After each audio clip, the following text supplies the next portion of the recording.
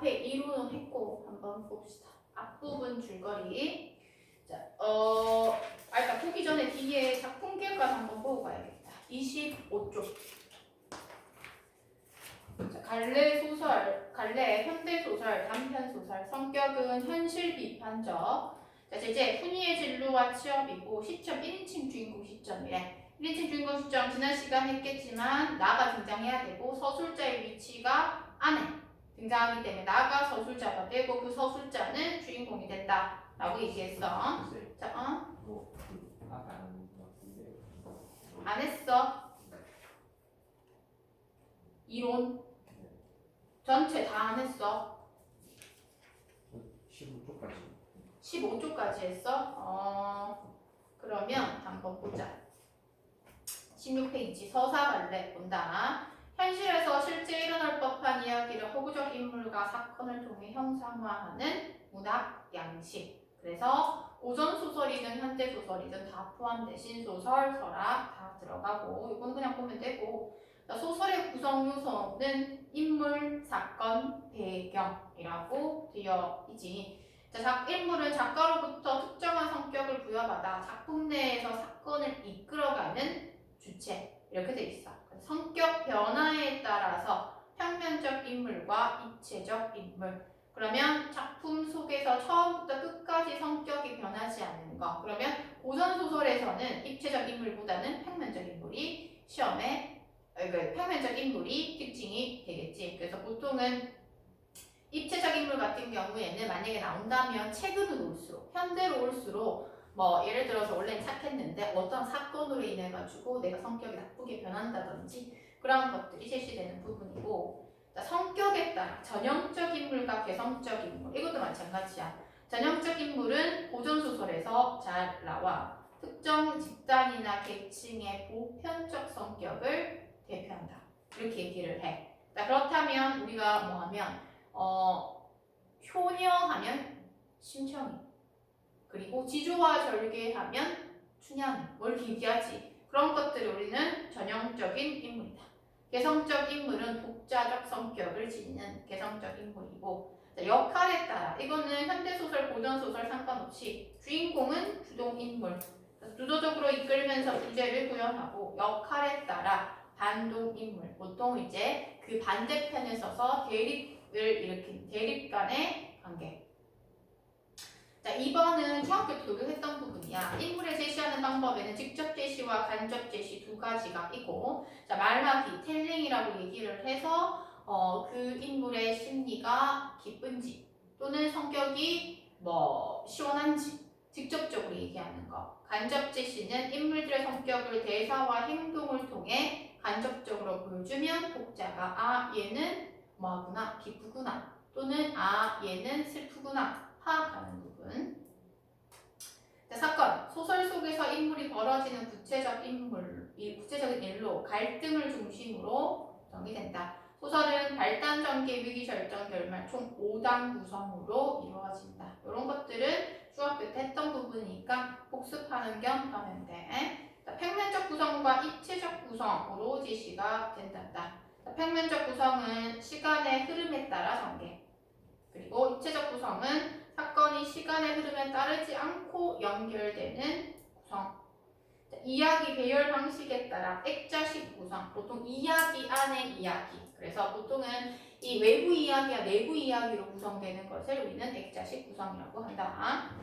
자, 그다음 옴니버스식 구성. 독립적이면서 단편적 이야기들이 하나의 주제로 묶인 구성.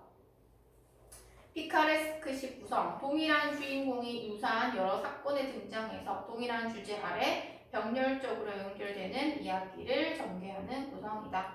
그래서 뭐 보통 여기 나와 있는 카메라 워크와 관련해서는 뭐 특별히 구성과 관련해서 특징적인 건 없고, 근데 만약 외부 지문으로 나온다면 뭐 나올 수 있는 부분이고, 그 대신 이제 액자식 구성은 다른 소설에서도 꽤 많이 드러나는 소설이지. 배경, 소설의 주제를 효과적으로 드러내기 위해 작가가 설정한 환경이라고 되어 있고, 사건의 전개 방향을 암시하고 그 다음에 인물의 행동과 사건의 사실성 및 개연성 부여, 인물의 성격과 태도, 의식 형성, 전반적 분위기 지시입니다. 자, 그러면 17페이지에 있는 것은 특히 3번이랑 4번이 제일 중요하고 많이 활용되겠지. 자, 소설에서의 갈등, 등장인물이 겪는 대립과 충돌로 어떤 사건에 얽힌 인물의 심리나 인물 간의 의견이 서로 얽히는 것.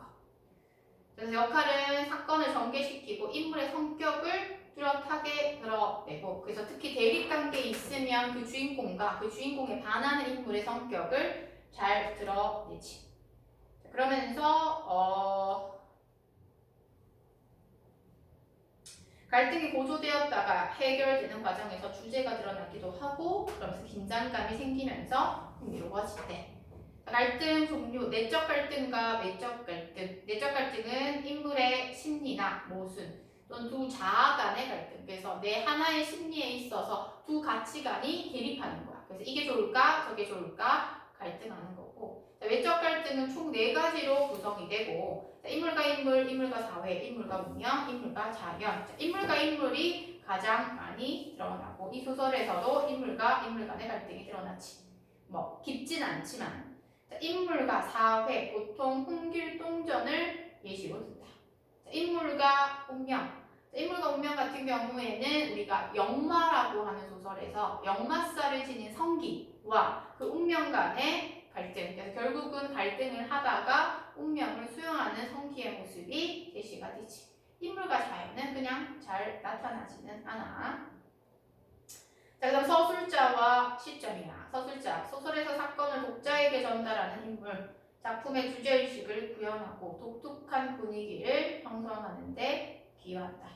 자, 시점, 소설에서 서술자가 이야기를 서술해 나가는 방식이나 관점이래. 1인칭과 이렇게 나와 있네. 그럼 1인칭과 3인칭을 나누는 기준, 시점은 우리가 좀 봐야 되는 부분인데,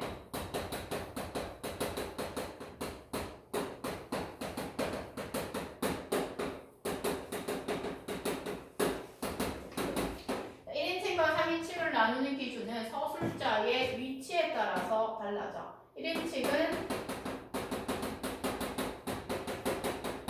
작품 속, 3인칭은 작품 밖. 그래서 1인칭 같은 경우에는 뭐가 등장하냐면 항상 나가 등장하고, 나가 서술자가 되는 시점이야. 그래서 보면 1인칭 주인공 시점은 주인공이 서술자가 되어서 제시되는 거기 때문에 주인공의 심리를 아주 우리가 잘 파악할 수 있다라고 하는 장점이 있어. 그래서 3번째 보면 주인공의 주관에 치우쳐 객관성이 결여될 수가 있다. 1인칭 관찰체 시점은 똑같이 나가 서술자가 되는 시점인데, 나가 서술자가 되는 시점인데 얘는 주인공 이외의 인물이 주인공을 관찰해. 자, 그래서 주인공의 내면을 알 수 없으므로 긴장감을 조성하고, 주인공의 내면을 추측해서 전달하므로 서술의 신뢰도가 떨어진다. 그럼 또 바꿔 얘기하면 1인칭 주인공 시점은 다 말해주고 1인칭 관찰자 시점은 외향이나 행동을 통해서 제시하는 우리가 판단해, 독자가. 그렇게 되면 1인칭 주인공 시점에 비해서 1인칭 관찰자 시점은 조금 더 독자의 상상력이 높아진다. 그 정도 파악할 수 있고. 자, 그 다음 3인칭이야. 3인칭 정치적 작가 시점. 서술자가 작품 밖에 있기는 하나 서술자가 그 인물의 심리를 다 안다는 듯이 파악하는 시점. 되지? 그래서 마지막에 보면 사건을 총체적으로 파악할 수가 있대. 자, 그럼 작가 관찰자 시점. 소설에서는 이 마지막 시점이 제일 많이 사용되지 않는 부분이기는 한데, 소설 밖에서 서술자가 소설 속 인물을 관찰한 내용, 그래서 독자의 상상력을 가장 자극하고 가장 객관적인 시점이다. 이렇게 살펴볼 수가 있어. 그치? 그 정도 파악하고. 그러면서 25쪽 아까 통계강 하다가 말았죠. 자, 배경 1970년대 산업화 시대를 배경으로 하고, 공간 서울 강원도에. 자, 주제 6.25 전쟁의 상처를 치유하려는 노력의 좌절과 산업화 시대의 문제점. 첫 번째 소재의 상징적 의미를 통해 주제를 전달한다. 그러면 카메라와 워커인데 그 카메라와 워커의 상징적 의미가 무엇인지 반드시 암기해야 돼. 주인공의 시선의 사건을 시간의 흐름에 따라 전달. 당대 사회 현실과 비정규직 노동자의 삶을 구체적으로 형상화한대. 그 정도 체크해주고 18페이지부터 간다.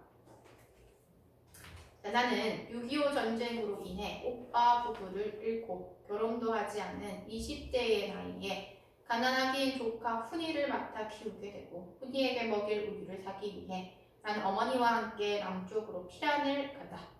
전쟁이 끝나고 나는 결혼을 하고 자식도 낳지만 여전히 조카 훈이를 친자식처럼 여긴다. 훈이가 사회 문제에 휩쓸리지 않고 그저 풍요롭게 살기를 바라면서 나는 훈이의 삶에 깊이 관여하게 된다. 그래서 앞부분 줄거리서부터 나 등장하잖아. 그치? 그래서 우리가 1인칭 주인공 시점이구나. 이렇게 파악하면 된다. 그래서 소설의 길이가 길기 때문에 다 읽지는 않고 스토리 얘기하면서 쌤이 체크할 거 얘기해 줄 거야. 먼저 발단 부분, 먼저 가 부분부터 한번 보면 자, 첫 번째 들어보면 훈이가 고등학교 2학년이 되자 반을 문과, 이과로 나누게 되었고 훈이가 나한테 아무 상의도 안 하고 문과를 택한 걸 나는 나중에야 알았다 라고 되어 있어. 그러면 우리가 문과 대 이과 선택해라 라고 하던 시절이었어. 그렇게 됐을 때 훈이는 뭐를 이과가 아닌 문과를 선택을 했는데 이 나에게 상의를 하지 않았다 라고 얘기를 해. 이것이 뭐가 되냐면 갈등의 원인이 돼.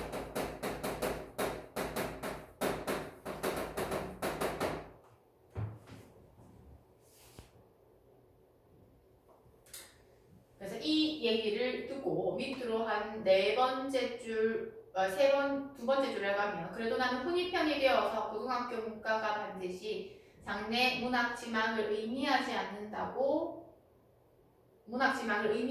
어머니를 설득하려 했지만 자, 어머니는 지레 겁을 먹고 있었다라고 돼 있지. 자, 지레 겁을 먹은 이유는 앞부분 줄거리에서 오빠 부부를 잃었다 이렇게 얘기를 하고 있지.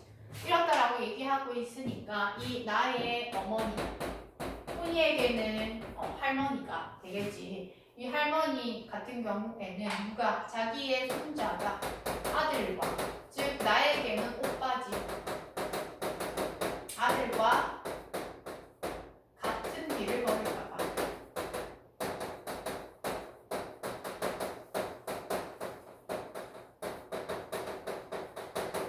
걱정이 되었던 거야. 그치? 걱정도 되고 두렵기도 하고. 그래서 여기는 할머니도 이제 반대하고 있다.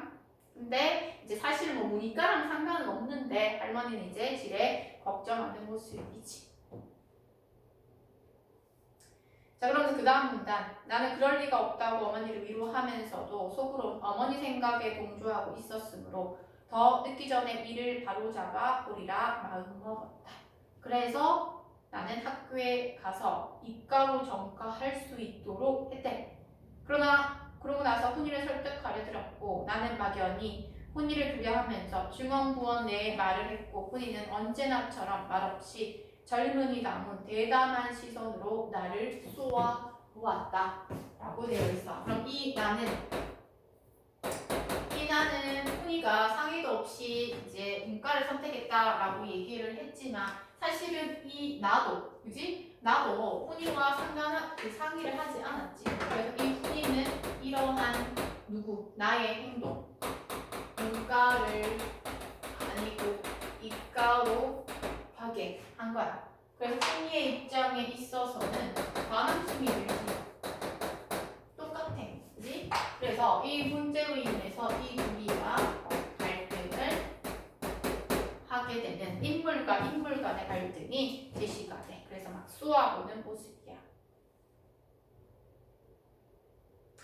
자, 그러면서 이제 훈이한테 얘기하는 부분이 있어. 그 밑으로 네 번째 줄 내려가면 자, 문과 가서 뭐 하겠니? 그야 상대나 법대로 풀릴 수 있지만 그게 그리 쉬우냐? 딱딱하다, 문학이나 철학이나 하기가 꼭 알맞지 이렇게 얘기를 해. 말해왔을 때 지금도 그렇긴 하지만 문과에 대한 그런 부정적 인식이 달려 있구나 라는 걸 파악할 수가 있어. 자, 그러면서 한 밑으로 세 번째 줄 내려가면, 그리고 오늘 고깃국을 먹으면요 내일은 갈비찜을 먹을 공리를 하는 게 순서인데, 내 이웃은 우거지국도 못 먹었는데 나만 고깃국을 먹은 게 아닌가 하고 이미 뱃속에 든 고깃국조차 의심하는 바보짓 말이다. 그러면서 밑에서 두 번째 줄 뭐래? 너는 이 사회의 수능에서 이득을 보는 사람이 돼야지. 괜히 사회의 병폐란 병폐는 도맡아서 허풍을 떨면서 앓는 소리를 내는 사람이 될 건 없잖아. 그랬더니 19페이지 뭐래? 고모, 아버지가 그런 사람이었나요? 훈이가 내 말의 중턱을 자르며듯이 말했고 나는 당황했다 이렇게 얘기를 하지. 어쨌건 결국은 이 내가 문과에서 이과로 훈이를 했고, 하지만 그 밑에 내용을 보면 훈이는 당연히 이과에는 관심이 없었으니까 이과에 가서 어떻게 됐대? 성적이 좋지 않았다라고 하는 내용이 그 문단에서 제시가 되고, 그래서 어디로 좋은 대학에 못 가고 상류대학에 갔다 라고 제시가 되는 부분.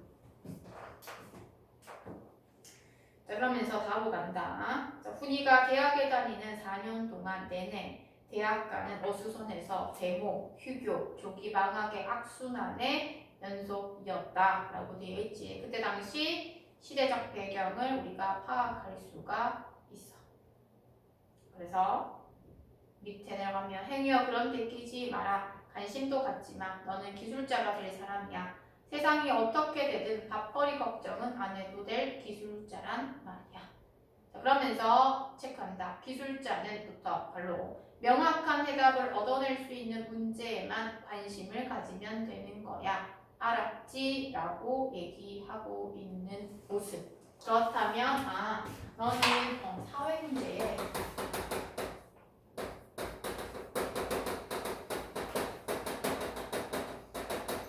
관심 가지지 마라고 얘기하고 있는 부분이야.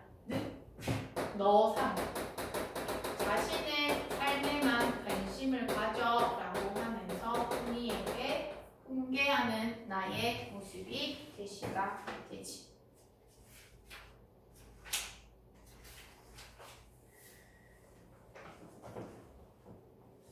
되나? 그러면서 체크해야 될 거 밑에 내려가면 기억해. 훈이는 한 번도 말대꾸하는 법이 없었지만 거칠고 대담한 그리고 경멸하는 듯한 시선으로 나를 쏘아보았다 라고 얘기를 해. 그럼 이 삶에 대해서 이렇게 하라고 얘기하는 거에서 훈이 같은 경우에는 동조하지 않는 거야. 난 그렇게 살기 싫은데 라고 부정적 태도야. 그러면 나는 괜히 부끄러워져 딴전을 보며 짓거려 댄다. 이렇게 제시가 되지. 자, 그러면서 다에서 맨 밑에 뭐래? 고모, 난 카메라라면 지긋지긋해. 이가 갈려. 생전 그런 건 안 가질 거야 라고 얘기하고 있는 부분이야. 그러면 카메라 안 들고 있을 거야. 카메라를 들면서 그렇게 여유롭게 사는 그들의 모습은 누가 바라는 삶이야? 여기 나와 있는 내가 바라는 삶인데 훈이는 동조하지 않는 모습이 제시가 되지.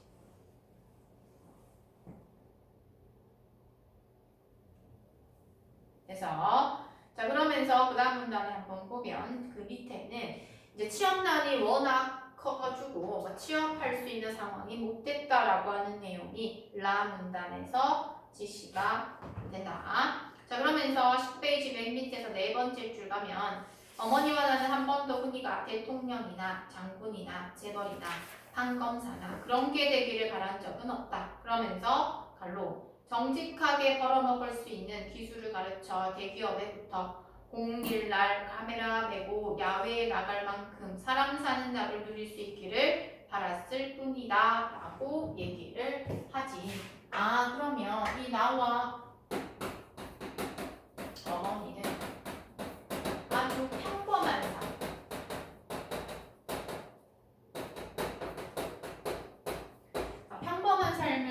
하기를 바랬던 거야. 또는 안정된 삶, 그지? 평범한 삶이라든지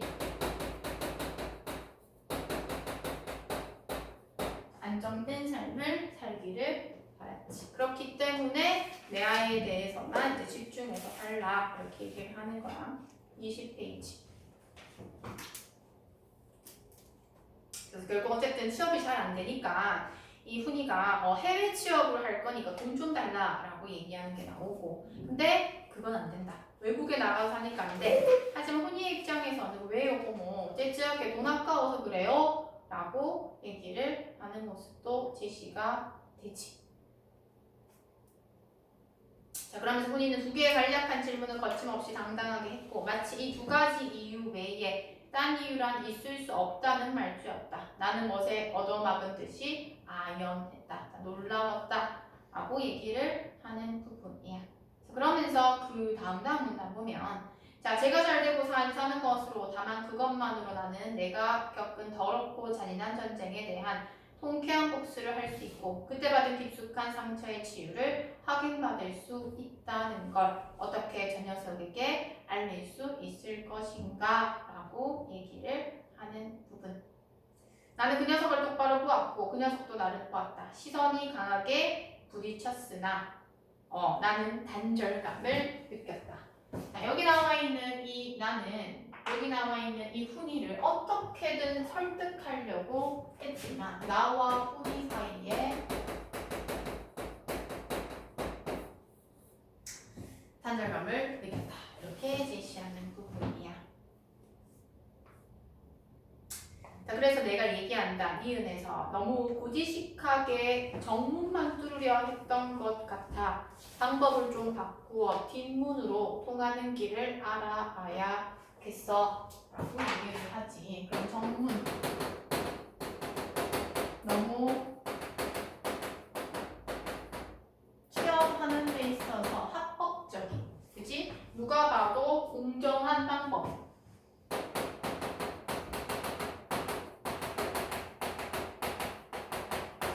그러면 뒷문을 뚫어봐야겠어.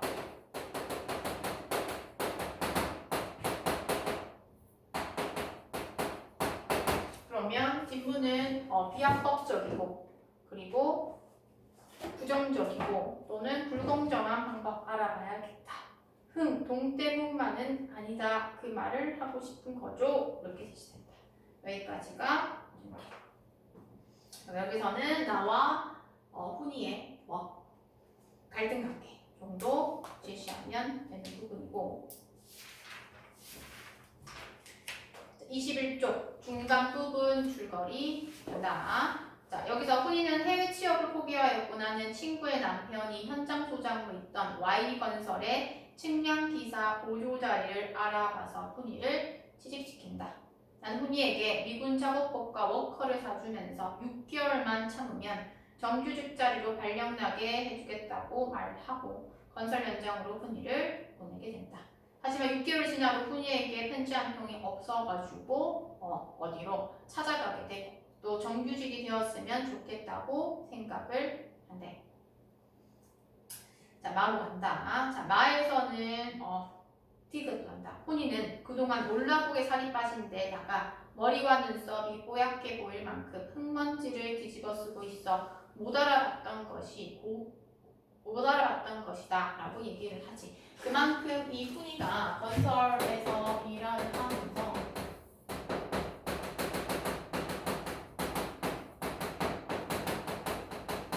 고생스러운 삶을 살았다라는 것을 파악할 수가 있어. 살도 빠지고 흙먼지도 뒤집어 쓰이는 상황. 나는 훈이를 확인하자 반가움과 노여움이 뒤죽박죽 격정으로 뭐가 울린다. 이런 걸 훈이 오랜만에 봐서 반갑기도 하고 노엽기도 하고. 자, 망할 녀석. 이렇게 잘 있으면서 어쩌면 엽서 한 장 없니? 라고 얘기를 하는 부분. 자, 그러면 이제 둘이가 같이 가는 모습이야. 그래서 그 다음 문단에 보면 자, 어디로 좀 가자꾸나 주임한테 얘기하고 아직도 퇴근 시간 안 됐니? 7시가 넘었는데 밤일이 있어 라고 얘기를 하지. 그만큼 일 자체가 그렇게 쉽지만은 않은 모습이야. 됐지? 그리고 뭐 저녁은 진부까지 나가서 먹자라고 하는 모습이 제시가 된다. 자, 그러면서 비읍 부분에 한번 보면 할 수 없이 다시 진부로 나갔고 손바닥만한 진부의 야경에서 훈이가 사뭇 휘황해하고 흥분까지 하고 있다는 걸 알 수 있었다라고 얘기를 하지. 그동안에서는 막 일만 했으니까 그 도시의 모습을 그리워하고 있구나. 넌 이까짓 때도 자주 나와보지 못했구나. 뭐 이런 얘기 제시가 되지. 22페이지. 자, 오나 2장 남았어. 2장 간다. 22페이지 간다. 두 번째 줄. 녀석이 갑자기 씹어뱉듯이 말했다라고 되어 있지. 자, 씹어뱉듯이 말했다라고 하는 건 그런 부정적 현실에 대해서 비판적 인식을 갖고 있다는 거야. 그러면서 이제 불고기집으로 들어갔다. 뭐 이런 것들 제시가 되지. 그리고 이렇게 힘든 삶, 고생스러운 일을 하고 나니 밑으로 두 번째 줄 내려가면 자, 식성이 까다롭고 소식이던 훈이로만 알고 있었는데 나는 무참으로 느낌으로써 이런 왕성한 식욕을 지켜봤다라고 제시가 되는 부분이지. 너무나도 고생스러운 삶을 사니까 먹는 것도 달라졌네. 자, 그런 달라진 모습을 보면서 이 나는 뭐 하겠어? 그만큼 좀 비참한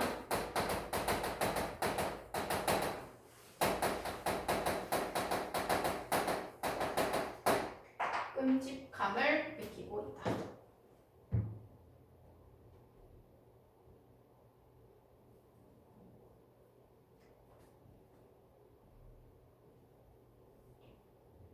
자, 식사는 안 좋은가 보지 뭐 이렇게 얘기를 하는 모습이야. 그리고 그 식사는 공급에서 뺀다라고 하는 내용도 제시가 되고.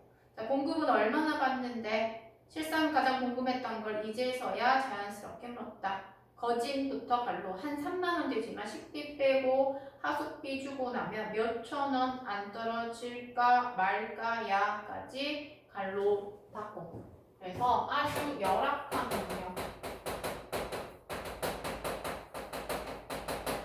환경에서 일을 하지. 하지만 그에 비해서 월급, 급여는 낮은. 그래서 대우가 좋지 않은 상황에서 일을 하는구나.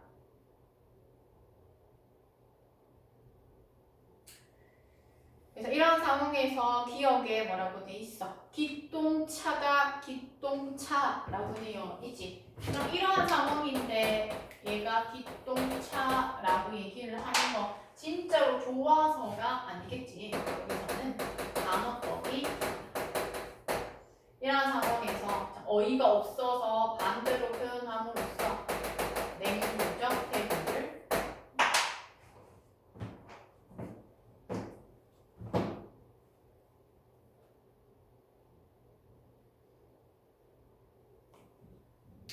됐지. 자, 그러면서 그 밑에는 뭐 이제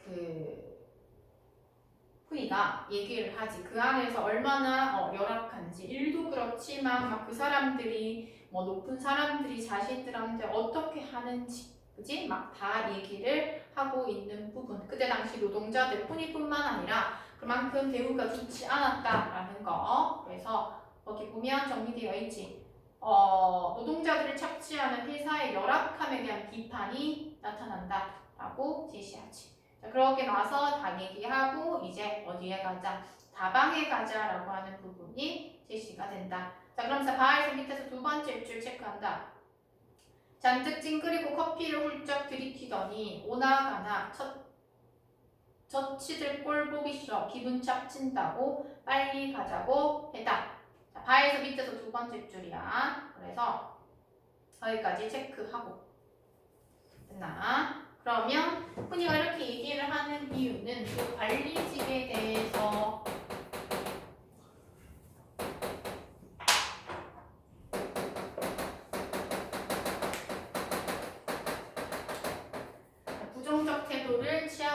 때문에 빨리 피하려고 하는 모습이야. 10분 쉬었다가 괜찮겠나? 괜찮아? 자 간다. 그래서 4로 간다. 그래서 4에서 이제 하숙방, 훈이 하숙방에 갔는데 너무 더럽고 그랬던 거지. 그래서 좀 씻고 자라 뭐 이런 것들 제시가 되고 23쪽 두 번째 줄 반려한다. 살자로 된 거라고 흔한 주간지 하나 없는 황폐한 방구석이 이 녀석의 황폐한 내부를 들여다보는 것 같아 내 마음은 암담했다라고 얘기를 하고 있네. 이렇게 힘든 삶을 사는데, 그치? 이렇게 힘든 삶을 사는데 활자 같은 거를 읽을 수 있겠니? 뭔가 생활을 누릴 여유 당연히 없지. 왜? 기본적으로 먹고 사는 것도 바쁘기 때문에. 자, 그러면서 이제 그 숙소 관련해가지고 주인을 만나는데 그 주인도 보면 니은에 시골 여자답지 않게 아주 냉담하게 도도하게 신세진 거 하나도 없습니다 라고 얘기를 하지. 그를 통해서 참 세상이 팍팍하구나, 인정이 없는 그런 분위기구나 라는 것을 파악할 수가 있습니다.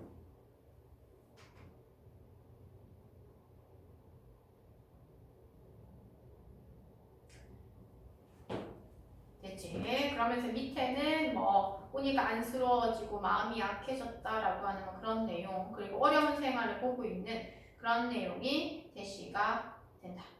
자, 그러면서 어디 D 밑에 간다. 관광붐 때문일 거야. 바로 여기가 오대산 월정사 입구거든. 자, 우리가 뚫는 영동고속도로 인터체인지도 이곳에 생길 테고 봄맞이 들을 대로 들어서 서울놈들 긁어 먹으려고 눈에 핏발이 섰다니까. 그래서 도시화와 산업화가 진행됐을 때는 돈이 있는 사람들만 조금 더 벌 수 있었어. 그러니까 투자를 해서 이 옥수수 고장에서 여지껏 옥수수 한 자루를 못 얻어 먹어봤다면 말 다 했지 뭐라고 얘기를 해. 그래서 거기 뭐로 정리돼 있어? 개발로 인해서 뭐 금전, 돈만 중시하던 시대를 우리가 파악할 수 있구나. 자, 그러면서 우리가 체크해야 될 거 4에서 밑에서 두 번째 줄 체크한다. 그러나 훈이가 그거 하나 여지껏 못 얻어 먹어봤다고 생각하니 부하가 부글부글 치솟는 걸 느꼈다라고 얘기를 하네. 그게 뭐야? 옥수수야. 그치? 그래서 이 훈이에 대해서 나는 너무나도 안쓰러워. 안타깝지. 그치? 먹고 싶은 거 못하니까. 또 분노야. 왜 얘가 이런 대우를 받을까라고 하는 거.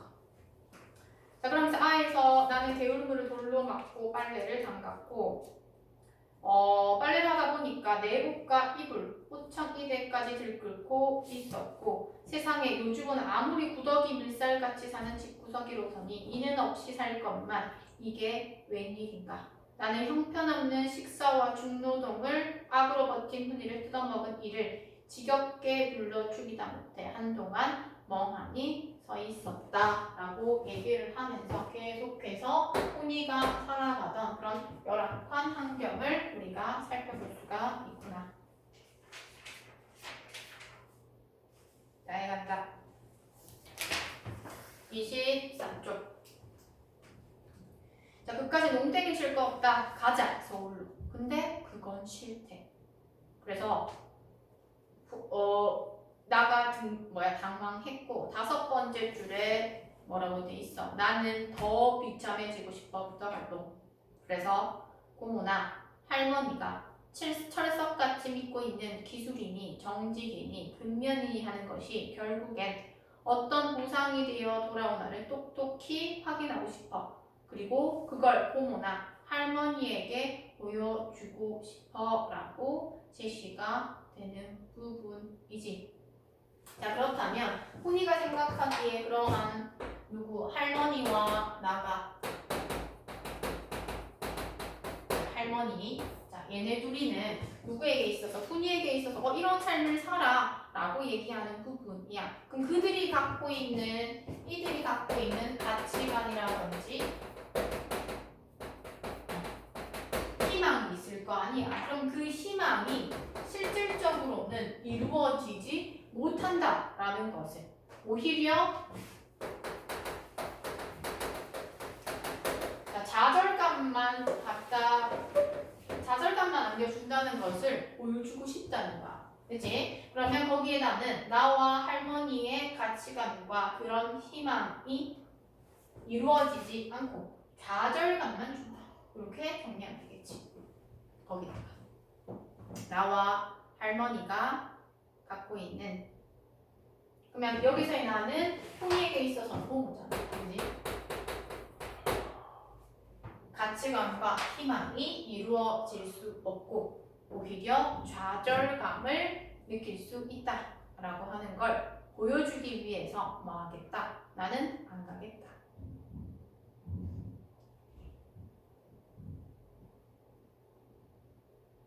자, 그럼 복수라도 하겠다는 말이야? 막 이렇게 얘기하고 있지. 자, A 부분에 정리되어 있네. 자, A 부분 맨 밑에 세 번째 줄. 나는 내 나름으로 이곳에서 일에 최선을 다하고 있어. 그러라면 누가 알아? 일이 고모의 당초 계획대로 잘 풀릴지. 나도 어느 만큼은 그쪽도 원하고 있어. 타국만을 원하고 있는 게 아냐까지 갈로하고. 그래서 본인은 나는 뭐 하고 싶다. 나 여기 있고 싶기 때문에 그냥 내 마음대로 내 의지에 의해서 살아가는 거, 주체적인 거. 그러면서 뭐해? 현실을 극복하려는 의지적, 힘들지만 그래도 나는 극복하려는 그 의지적 태도 파악할 수 있다.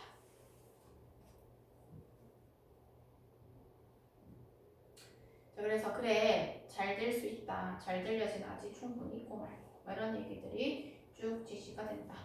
자, 그러면서 밑에서 24페이지 밑에서 네 번째 줄. 여기와 보니 6개월만 기다리려는 임시직 신세로 3, 4년을 현장으로 불러다닌 친구가 수두룩해. 임시직에겐 봉급 조금 주고 일요일도 없이 부려먹고 책임은 없고 얼마나 좋아. 회사 측으로선 훌륭한 경영 합리화지라고 얘기를 하는 부분이야. 그 부분을 통해서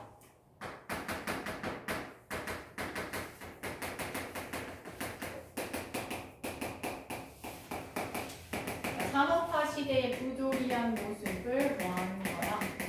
비판하는 거야. 지금으로 치면은 이제 정규직이 아니라 계약직이지. 그 계약직과 관련해서 제시되는 거고 여기서도 마찬가지. 그러한 시대 상황. 그래서 얼마나 훌륭한 경영 합리화지라고 하는 부분도 진짜 훌륭한 경영은 아니지.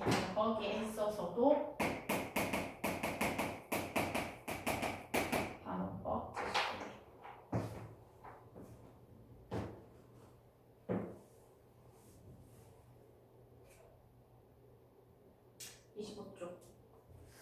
25쪽에서 훈이는 정류장까지 나를 배웅했다. 결국 남기로 했지. 그러면서 자에서 밑에서 두 번째 줄. 자, 너는 이런 국토건설 사업에 이바지하고 있는 걸 자랑으로 삼아야 한다고 얘기를 했다. 왜? 훈이가 남는다고 했으니까 또 좋은 얘기를 해주지. 근데 뭐래? 웃긴 해. 비웃어. 바캉스 시즌이라 자가용이 연이어 강릉으로 월정서로 다니면서 우리에게 흙먼지를 뒤집어 씌웠다. 훈이도 항목 참여한 영동고속도로가 개통되면서 더 많은 자가용과 관광버스가 그 위에서 쾌속을 즐기겠지라고 얘기를 해. 그렇다면 선생님이 아까 얘기했던 산업화 무시되지만 그곳에 있어가지고 누리는 사람은 누리고 고생하는 사람은 고생하는 그런 사회적 모순, 사회의 구조적 모순에 대해서 얘기를 하고 있대. 자, 그러면서 B에 드디어 버스가 오고 나는 그것을 혼자서 탔다. 나는 훈이에게 몇 번이나 돌아가라고 손짓했으나 훈이는 시골버스가 떠나기까지 그 지루한 동안을 워커의 뿌리라도 내린 듯 꼼짝 않고 서 있었고 거기 발로 쳐져 있지. 나는 그게 보기 싫어. 먼 딴 데를 바라보았고 논의 벼는 비단 폭장을 선연하게 풀고 옥수수밭은 비로